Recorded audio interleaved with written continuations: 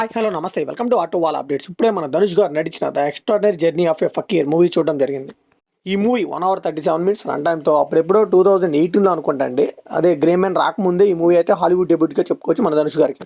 So, తర్వాత ఇది అక్కడ ఓవర్‌సీస్‌లో అయితే స్ట్రీమ్ అయింది. మనకైతే స్ట్రీమ్ అవ్వలేదు. మళ్ళీ ఇప్పుడు ఇన్నాళ్ళకి 2025లో ఆహా! వాళ్ళు తెలుగులో కూడా స్ట్రీమ్ చేస్తున్నారు.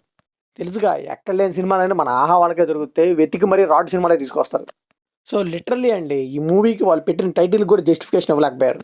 'The extraordinary journey of a fakir' అన్నారు. జర్నీ ఉంది. అది ఎక్స్ట్రార్డినరీగా ఉందో లేదో అని మనం మూవీ చూసి తెలుసుకోవాలి. లిటరల్లీ మన పేషెన్స్ టెస్ట్ అని చెప్పాలి. జర్నీ అయితే ఎక్స్ట్రార్డినరీగా అనిపించలేదు.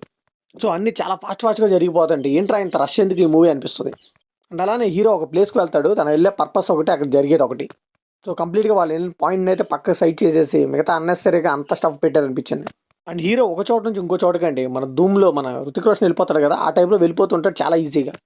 ఈ మూవీని ఫ్యామిలీతో చూడొచ్చా అంటే స్ట్రిక్ట్‌లీ నో అని చెప్పాలి. అక్కడక్కడ లిప్ లాక్స్ ఉన్నాయి. అండ్ అలానే కొన్ని వల్గర్ వర్డ్స్ కూడా అనిపించాయి. ఈ మూవీ బేసిక్ స్టోరీలో వచ్చేసి మన హీరో అయితే ముంబైలో ఒక మ్యాజిక్ మ్యాన్. సో, తన తల్లి చివరి కోరిక మేరకు తన తండ్రిని కలవడానికైతే పారిస్ వెళ్తాడు. సో, ఈ జర్నీలో ఏం జరిగింది? తను వాళ్ళ నాన్న నిజంగా కలిసాడా లేదా? ఇంతా తెలియాలంటే మూవీ ట్రై చేయాల్సిందే. ఫస్ట్ సినాప్సిస్‌లో ఈ స్టోరీ లైన్ చదివానండి. ఇది చదివాక కొద్దిగా ఇంట్రెస్టింగ్‌గా అనిపించింది. ఎమోషనల్‌గా కూడా ఉంటుందేమో అని ట్రై చేశాను.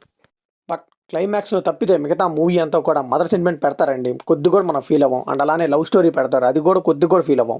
దారి మధ్యలో ఫ్రెండ్స్ కలుస్తారు. అది కూడా ఏమీ ఎంగేజింగ్ అనిపించదు. కిమూలో ఏమన్నా పాజిటివ్ చెప్పుకోవాలంటే చెప్పుకోదగ్గది ధనుష్ గారి పర్ఫార్మెన్స్ ఉందండి. అండ్ మాక్సిమం మూవీలో ఆర్టిస్టులు అందరూ కూడా నాన్ ఇండియన్సే కనిపిస్తారు. అండ్ వాళ్ళ ముందు ఛాలెంజింగ్‌గా అండ్ ధనుష్ గారు యాక్ట్ చేసిన విధానం చాలా బాగుంది. ఇంకా మెయిన్‌గా మూవీలో సినిమాటోగ్రఫీ గాని, ఆ విజువల్స్ గాని అవన్నీ చాలా రిచ్‌గా అనిపించాయి. ఎస్పెషల్లీ ఆ ఫారెన్ లొకేషన్స్ అయితే.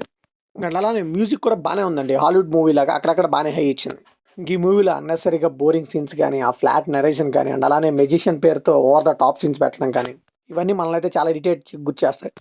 ఇంకా డైలాగ్స్ అయితే తెలుగు డబ్బింగ్‌లో బానే అనిపించాయి. బట్ సాంగ్స్ మాత్రం చాలా టార్చర్ అని చెప్పొచ్చు.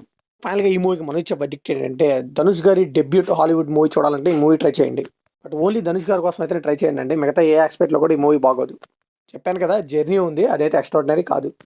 సో, ఇది కంప్లీట్‌లీ నా ఒపీనియన్ మాత్రమే. మరి ఈ మూవీ మీకు ఎలా అనిపించిందో కామెంట్‌లో షేర్ చేసుకోండి. లైక్ చేయండి, షేర్ చేయండి. వెళ్ళే ముందు సబ్స్క్రైబ్ చేసుకోండి.